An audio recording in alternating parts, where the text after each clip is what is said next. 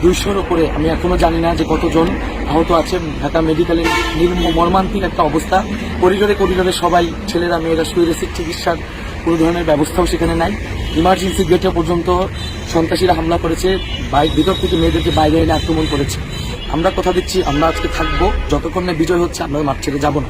আমরা একসাথে আজকে প্রতিরোধ করবো। ক্যাম্পাসে একজন সন্ত্রাসীরও ঠিকানা হবে, সকল সন্ত্রাসীকে আমরা ক্যাম্পাস থেকে বিতাড়িত করবো এবং আমাদের দাবি আদায় করেছে। আসসালামু আলাইকুম। আজকে যদি আমরা হেরে যাই তাহলে আমরা আর কোনোদিন মাথা উঁচু করে দাঁড়াতে পারবো না।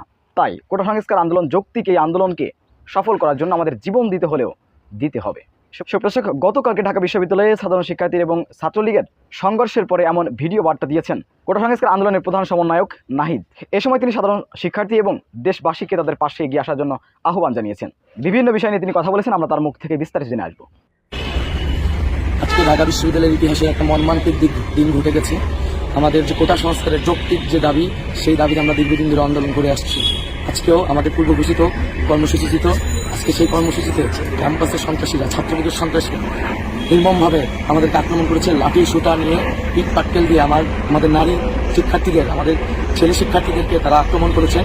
প্রায় 200-র উপরে, আমি এখনো জানি না যে কতজন আহত আছে। ঢাকা মেডিকেলের মর্মান্তিক একটা অবস্থা। করিডোরে করিডোরে সবাই, ছেলেরা মেয়েরা শুয়ে রয়েছে, চিকিৎসার কোনো ধরনের ব্যবস্থাও সেখানে নাই। ইমার্জেন্সি গেটে পর্যন্ত সন্ত্রাসীরা হামলা করেছে, ভিতর থেকে মেয়েদেরকে বাইরে এনে আক্রমণ করেছে।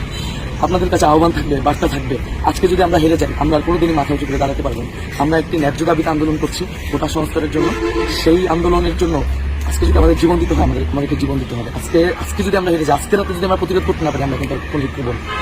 আপনারা প্রস্তুত হন সকলেই। আমি জানি ক্যাম্পাস এলাকার আশেপাশে আছেন, আপনারা ক্যাম্পাস এলাকার আশেপাশে থাকুন, নিজেদের মতো গ্রুপ করে সংগঠিত হন। এবং যারা বাইরের আছেন, ঢাকা বিশ্ববিদ্যালয়ের আশেপাশে আছেন, সবাইকে আহ্বান জানাবো আপনারা ক্যাম্পাসের দিকে আসুন। আপনারা গ্রুপ করে সংগঠিত হন। আমি ভিডিও শেষে কিছু নাম্বার দিয়ে দেবো, এই নাম্বারগুলোর সাথে আপনারা হোয়াটসঅ্যাপে যোগাযোগ করবেন।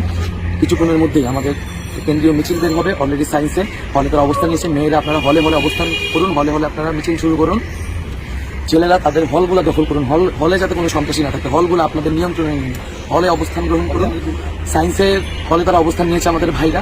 আমরা কিছুক্ষণের মধ্যেই মিছিল শুরু করবো, তবে বিচ্ছিন্নভাবে, সমন্বয়হীনভাবে আপনারা কেউ কোনো ধরনের প্রতিরোধে যাবেন না। আমাদেরকে একত্রে ঐক্যবদ্ধভাবে এই প্রতিরোধ গড়ে তুলতে হবে। আমরা কথা দিচ্ছি, আমরা আজকে থাকবো যতক্ষণ না বিজয় হচ্ছে, আমরা মাঠ ছেড়ে যাবো না।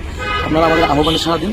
আপনারা প্রতিটা হলে সংগঠিত হন এবং আমরা যে নাম্বার দেবো সেই নাম্বারে যোগাযোগ করেন এবং সারা দেশে যেখানে আসেন আপনারা নেমে আসুন। আপনারা অবরোধ, অবস্থান, বিক্ষোভ তৈরি করুন। ঢাকা শহরের স্কুল, কলেজের সকল প্রতিষ্ঠানের শিক্ষার্থীরা আহ্বান করেছে, আপনারা যদি আজকে ঢাকা বিশ্ববিদ্যালয়ের শিক্ষার্থীদের পাশে না দাঁড়ান, একটা যৌক্তিক আন্দোলনের পাশে না দাঁড়ান, তাহলে এই দেশের ভবিষ্যৎ অন্ধকার।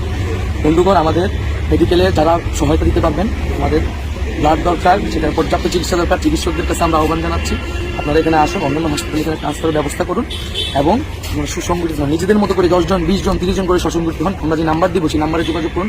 আমরা যে স্থানে বলবো সেই স্থানে এসে মিলিত হবেন। আমরা একসাথে আজকে প্রতিরোধ করবো। ক্যাম্পাসে একজন সন্ত্রাসীরও ঠিকানা হবে, সকল সন্ত্রাসীকে আমরা ক্যাম্পাস থেকে বিতাড়িত করবো এবং আমাদের দাবি আদায় করেছেন।